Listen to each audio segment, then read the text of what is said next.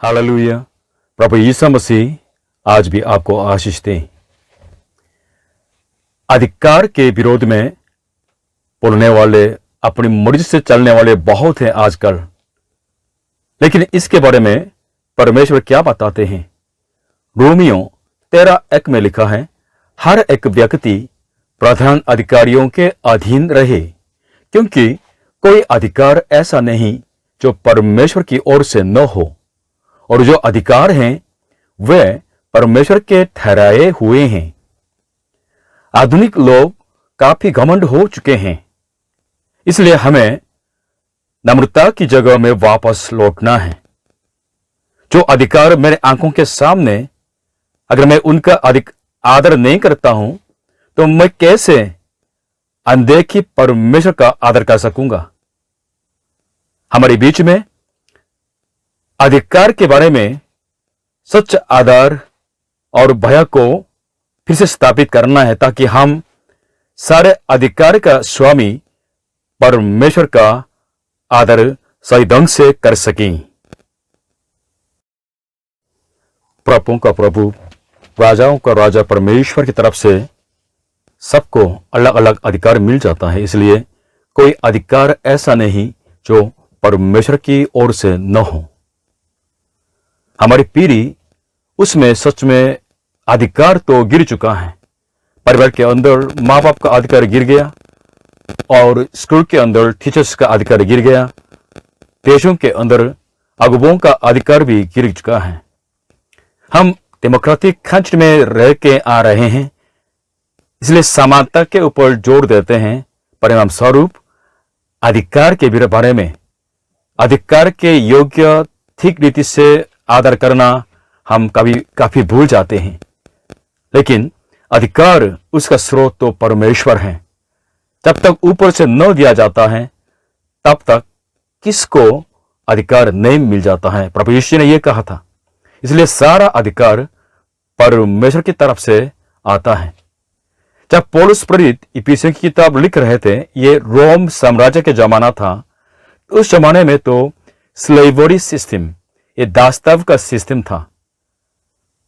उस जमाने में बहुत दासों ने प्रभु यीशु पर विश्वास किया, इसलिए पौलुस प्रेरित ने उन दासों को, क्रिश्चियन दासों को इस तरह लिखा कि कैसे अपने स्वामी का दिल करें, और क्रिश्चियन जो स्वामियों को भी ये बताया कि कैसे अपने दासों से डील करें।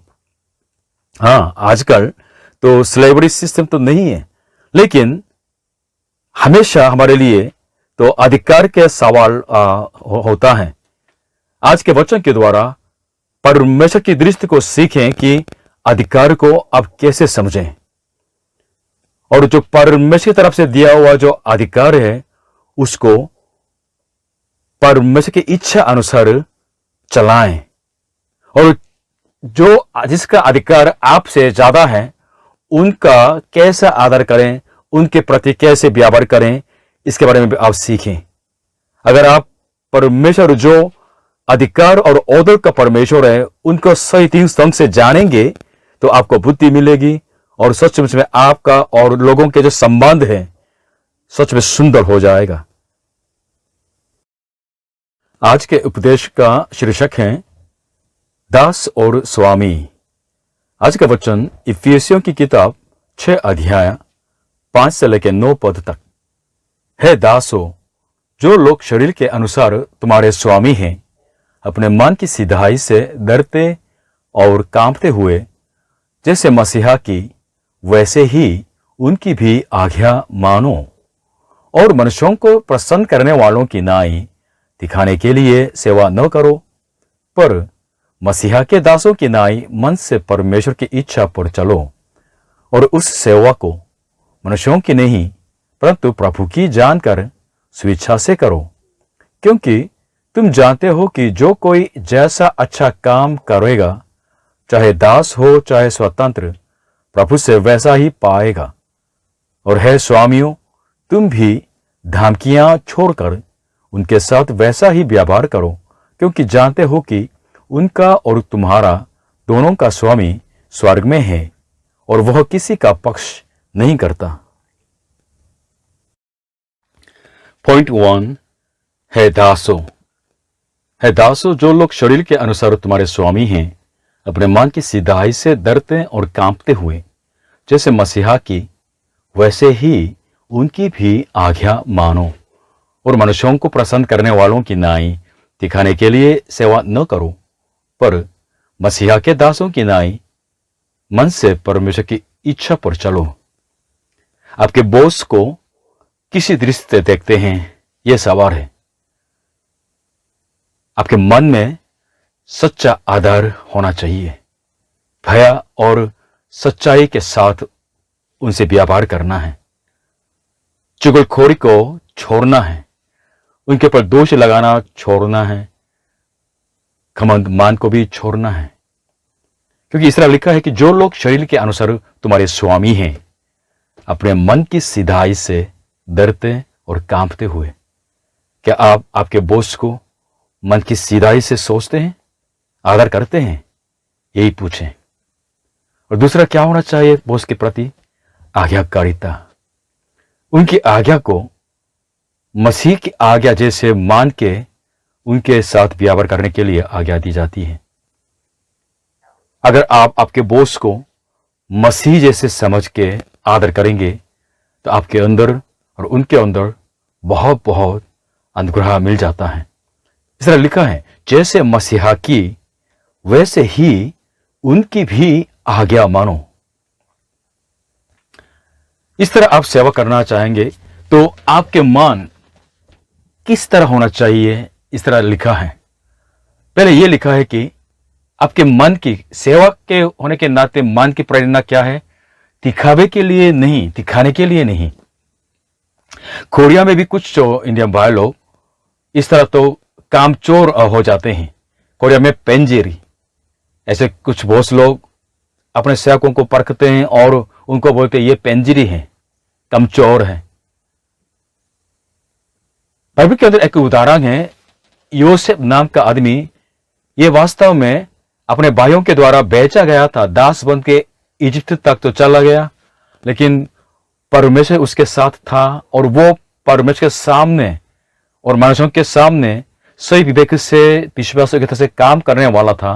बाद में परमेश्वर की आशीष मिली है, वो उस देश का प्रधानमंत्री बन चुका है। इसलिए आज के वचन भी इस तरह आज्ञा देते हैं कि मनुष्यों को प्रसन्न करने वालों की नाई दिखाने के लिए सेवा न करो, दिखाने की मान छोड़ दो, क्योंकि आपको देखने वाला परमेश्वर के सामने आप काम करें। और दूसरा, अपनी पहचान समझने के लिए, सांसारिक तौर से तो एक स्वामी का दास थे, लेकिन अभी प्रभु यीशु पर विश्वास किया। उन दासों को क्या बताया? यह बताया कि मसीहा के दासों की नाई, मसीहा के दासों की नाई, एज सर्वेंट्स ऑफ क्राइस्ट, परमेश्वर की इच्छा पर चलना है। तो मनुष्य के दास के रूप में नहीं, अपने आप को मसीहा के दास के रूप में समझ के उस सही पहचान, उस आत्मिक नई पहचान के अनुसार जीवन जीना सीखना है। इस तरह अपने को, अपने सही पहचान को समझ लेंगे तो नया हो जाएंगे, मन नया हो जाएंगे और उसके अनुसार सेवा में भी आर्थिक अर्थ तो मिलेगा।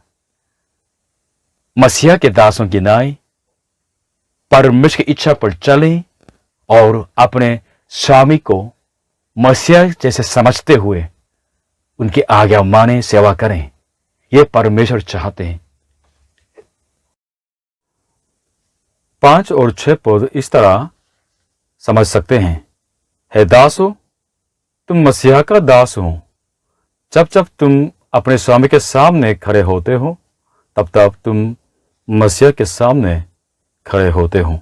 इसलिए अपने स्वामी को मसीहा जैसे समझ के उनकी सेवा करो। तुम्हारे मन से सेवा करना बहुत महत्व है। इस तरह आज के वचन में लिखा है कि अपने मन की सीधाई से, और मन से का शब्द यूज किया गया है। सिंपली वर्किंग मशीन, काम करने वाला मशीन मत बने, वरन अपने दिल लगा के सेवा करने वाले दास बनो। अपना दिल उनको दे दो और अपने स्वामी को आपसे फायदा उठाने वाले पूरा आदमी मत समझें और उनको मसीहा जैसे समझें।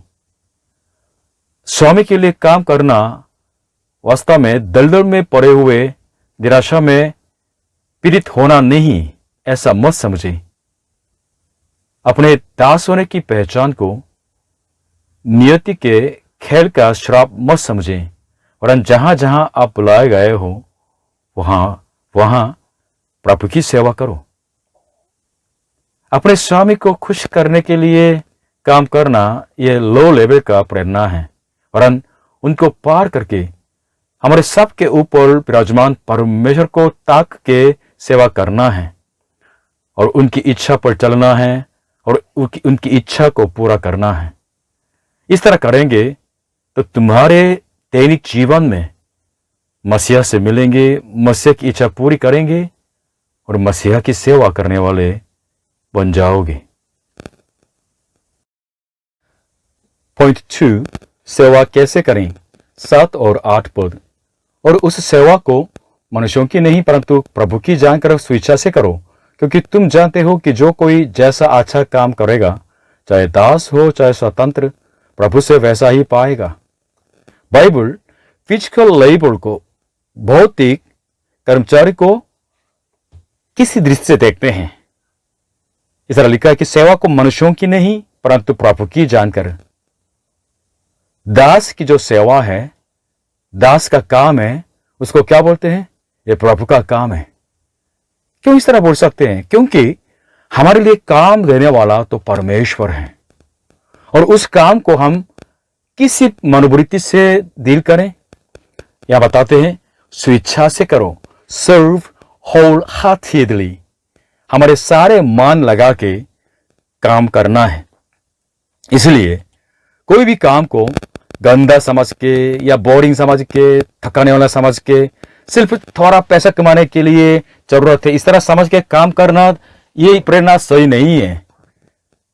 बाइबल हमको ये बताते हैं कि हर काम को प्रभु का समझ के सच्चे दिल से, संपूर्ण दिल से करने के लिए इस तरह आज्ञा देते हैं। इसलिए फिजिकल लेबर, भौतिक जो कर्मचारी, वास्तव में परमेश्वर तरफ से दिया हुआ पवित्र काम है। और इस तरह फिजिकल लेबर को दिल से काम करते हैं तो उनको क्या इनाम मिलता है? आज के वचन में लिखा है, क्योंकि तुम जानते हो कि जो कोई जैसा अच्छा काम करेगा, चाहे दास हो चाहे स्वतंत्र, प्रभु से वैसा ही पाएगा। परमेश्वर उनको इनाम देते हैं जो फिजिकल काम को भी परमेश्वर का काम समझते हुए संपूर्ण दिल से करते हैं। इस तरह लिखा है, जैसा अच्छा काम करेगा। क्या आप भला काम करना चाहते हैं? तो चाहे आप दास हो, स्वतंत्र, जहां जहां आप हैं वहां आपकी सेवा को सच्चे दिल से करना है और जैसा अच्छा काम करेगा प्रभु से वैसा ही पाएगा। परमेश्वर अपने दासों की विश्वास योग्यता को परखते हैं और उनको इनाम देने वाला परमेश्वर है। आमीन। कुछ लोग काम को इस तरह तो विभाजित करते हैं, जहां ऑफिस में बैठते हैं उनको व्हाइट कॉलर लोग और जहां फिजिकल काम करते हैं उनको ब्लू कॉलर लोग कहते हैं। कोरिया में आए हुए विदेश कर्मचारियों का काम कोरिया में 3D कहलाता है। डी का मतलब डिफिकल्ट, कठिन है, डेंजरस, खतरनाक है, और दी डर्टी तो गंदा है। मतलब कोरियन के समाज के अंदर जहां जहां इस तरह काम करना नहीं चाहते हैं, उन कामों को तो विदेश कर्मचारियों के लिए दिया जाता है। लेकिन ये सब क्या है? क्योंकि ये ऐसे कल्चर है कि फिजिकल लेबर को बिल्कुल तुच्छ समझने वाले ऐसे संस्कृति का परिणाम है। उस जमाने में जब पौलुस ये इफिसी की किताब लिख रहा था तो दासों का जीवन कितना कठिन हो गया होगा, क्योंकि उस जमाने में कोई सोशल सिस्टम ठीक से नहीं था, इसलिए आज का से भी बहुत ज्यादा कठिन हो सकता था। एक तुलना है कि थोइलेट के जो चेंज के बारे में थोड़ा सोच लीजिएगा। थोइलेट पुराने जमाने में कैसा था, अभी कैसा है, हम अंदाजा लगा सकते हैं। उस जमाने में जो दास लोग कितना कठिन जीवन जीते थे, लेकिन उन लोगों के लिए पौलुस प्रेरित क्या लिखते हैं आज के वचन में? सेवा को मनुष्यों की नहीं परंतु प्रभु की जानकर स्वेच्छा से करो। हम धन्यवाद करें कि परमेश्वर ने हमको काम दिया है। हम धन्यवाद करें कि परमेश्वर ने हमको काम करने के लिए स्वास्थ्य दिया है। धन्यवाद करें कि परमेश्वर ने हमें काम दिया ताकि हम अपने परिवार को संभाल सकें। धन्यवाद करें कि परमेश्वर ने हमें अपने बच्चों के पालन पोषण के लिए तो मौका दिया है, क्षमता दी है। धन्यवाद करें परमेश्वर को कि परमेश्वर इस पैंडेमिक, कोरोना पैंडेमिक के डेंजर से, खतरा से हमको बचा के रखा है। हालेलुया। भजन संहिता 126:5 में लिखा है, जो अंश बहाते हुए बोते हैं वे जय जयकार करते हुए लवने पाएंगे। जो अंश बहाते हुए बोते हैं वे जय जयकार करते हुए लवने पाएंगे। परमेश्वर हमको फल देने वाला परमेश्वर है। परमेश्वर हमारे परिश्रम की याद करते हैं। परमेश्वर हमारे आंसुओं से, हमारे जो आंखों से आंसुओं को पहुंचने वाला परमेश्वर है। परमेश्वर हमारे जीवन के परिश्रम को फल देने वाला परमेश्वर है। जहां आकर आप दास के रूप में बुलाए हुए हैं तो अपने स्वामी को मसीह से सेवा करें और परमेश्वर की इच्छा को पूरा करें। अगर इस तरह करेंगे तो परमेश्वर आपको इनाम देंगे। आज के वचन का मतलब है, जहां जहां आप हैं उस परिस्थिति में शिकायत न करें, वरन परमेश्वर आपको चिंता रखते हैं, उसके लिए धन्यवाद करें और प्रभु की सेवा करें। और इनाम देने वाला परमेश्वर जो विश्वास योग्य है उसकी प्रतीक्षा में रहें। परमेश्वर अपने वादा को पूरे करने वाला परमेश्वर है। आमीन। पॉइंट 3 है स्वामियों।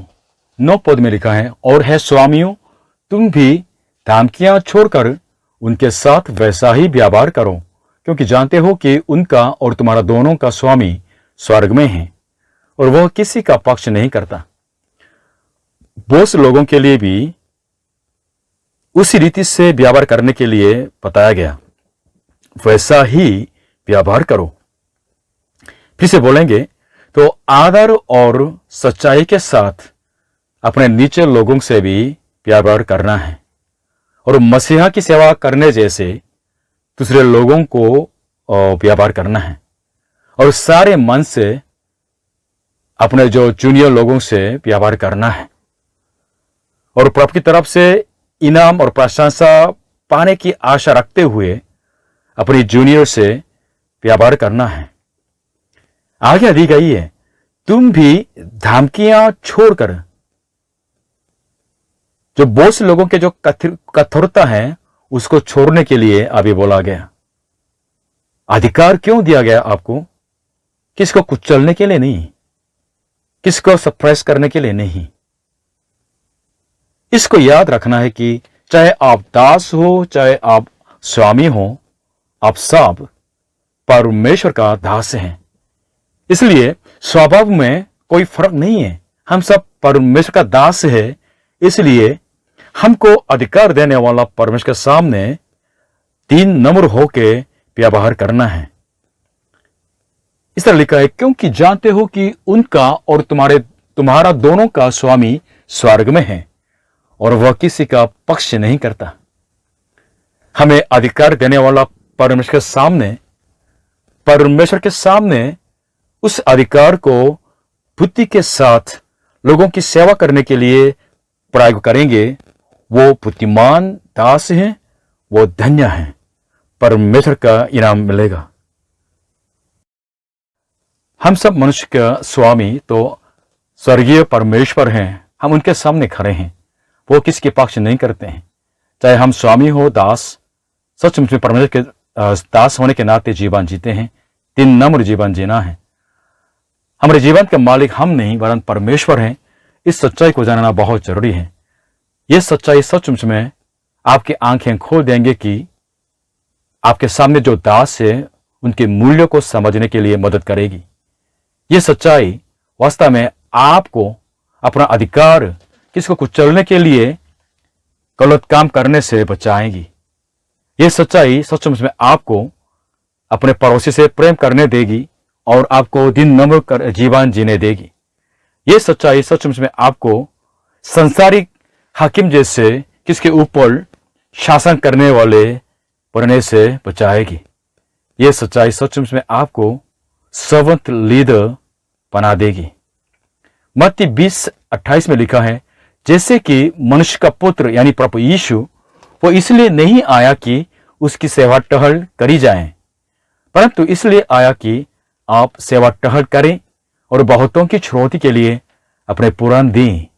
प्रभु यीशु के जीवन के नमूना को आप थोड़ा सा देखिएगा, उस पर मनन कीजिएगा। प्रभु यीशु सेवा करने आए और हमारे लिए अपने जीवन को दे दिया है ताकि हम उनके जीवन की चुनौती से बच जाएं। दूसरों की सेवा कितना महत्व है, कुछ अच्छे लोगों के जीवन से हम सीख सकते हैं। गांधी जी ने क्या कहा था? The best way to find yourself is to lose yourself in the service of others. अपने को पाने के लिए सबसे बेस्ट उत्तम रास्ता है दूसरों की सेवा में अपने को खोना। और मदर थेरेसा जी ने क्या बोला है? Not all of us can do great things, but we can do small things with great love. हम सब बड़े बड़े काम नहीं कर सकते हैं, लेकिन हम बड़े प्रेम से, बड़े प्यार से छोटा छोटा काम कर सकते हैं। और मार्टिन लूथर किंग जो अमेरिका में थे और मानव अधिकार के लिए, ब्लैक अमेरिकन के जो मानव अधिकार के लिए काम किया है और शहीद भी हो चुके थे, उन्होंने क्या बताया? Life's most persistent and urgent question is, what are you doing for others? मनुष्य जीवन में हमेशा उठने वाले और शीघ्रता से पूछने वाले जो सवाल होता है वो ये है कि आप दूसरों के लिए क्या कर रहे हैं। प्रभु यीशु पर विश्वास करने में जो दास हैं वो आजाद लोग हैं और वो आजाद होके मसीह की सेवा करने वाले हैं। इसलिए अपने स्वामी को भी मसीह जैसे समझ के सेवा करना है, क्योंकि वे वास्तव में मसीह की सेवा करने वाले बन गए हैं। प्रभु यीशु पर विश्वास करने में जो स्वामी लोग हैं वो स्वर्ग के परमेश्वर का दास हैं। इसलिए परमेश्वर से उनको अधिकार मिला है। उस अधिकार से लेके जो उनके जूनियर है, उनके नीचे वाले लोग हैं, उनसे प्रेम करना है और उनकी सेवा करना है, उनके देखभाल करना है। सारा अधिकार परमेश्वर की तरफ से हमें मिला है। इसलिए जिनको अधिकार मिला है उसने उनको आदर देना, आज्ञाकारिता देना बहुत जरूरी है। और जिनको अधिकार मिला है वे लोग परमेश्वर की इच्छा अनुसार दूसरों को दिल करना है, दूसरों को कुचलना नहीं, बल्कि दूसरों के सेवक बनना है, सर्वेंट लीडर बनना है। जहां हम कहीं कहीं जो बुलाए गए हैं उसमें खड़े होके मसीह की सेवा करें और दूसरों की सेवा करें और परमेश्वर की इच्छा को पूरी तरह से करके जीवन जिएं। ये परमेश्वर की तरफ से चाहत है हमारे जीवन के प्रति। जैसे प्रभु यीशु जी ने स्वामी होने के नाते हमारा सेवक बन चुके हैं और जीवन का नमूना दिया है, इस तरह हमें जीना है। फिलिपियों की किताब 2:5 से लेके 11 तक, जैसा मसीहा यीशु का स्वभाव था वैसा ही तुम्हारा भी स्वभाव हो, जिसने परमेश्वर के स्वरूप में होकर भी परमेश्वर के तुल्य होने को अपने वश में रखने की वस्तु न समझा, वरन अपने आप को ऐसा शून्य कर दिया और दास का स्वरूप धारण किया और मनुष्य की समानता में हो गया और मनुष्य के रूप में प्रकट होकर अपने आप को दीन किया और यहां तक आज्ञाकारी रहा कि मृत्यु, हाँ क्रूस की मृत्यु भी सहा ली। इस कारण परमेश्वर ने उसको अति महान भी किया और उसको वह नाम दिया जो सब नामों में श्रेष्ठ है, कि जो स्वर्ग में और पृथ्वी पर और जो पृथ्वी के नीचे हैं वे सब यीशु के नाम पर घुटना टेकें और परमेश्वर पिता की महिमा के लिए हर एक जीव अंगीकार कर ले कि यीशु मसीहा ही प्रभु है। हे परमेश्वर, प्रभु यीशु के मनोवृत्ति, प्रभु यीशु के एटीट्यूड को लेके जीवन जीने दे और परमेश्वर की इच्छा पूरा करने दें। चाहे हम दास हों, चाहे हम स्वामी हों, सचमुच में 3 नंबर होने के नाते दूसरों की सेवा करते हुए परमेश्वर आपकी सेवा करने वाले बन जाएं। हमारे जीवन को धन्य करें, आशीष करें। प्रभु के नाम से प्रार्थना करते हैं, हालेलुया, आमीन।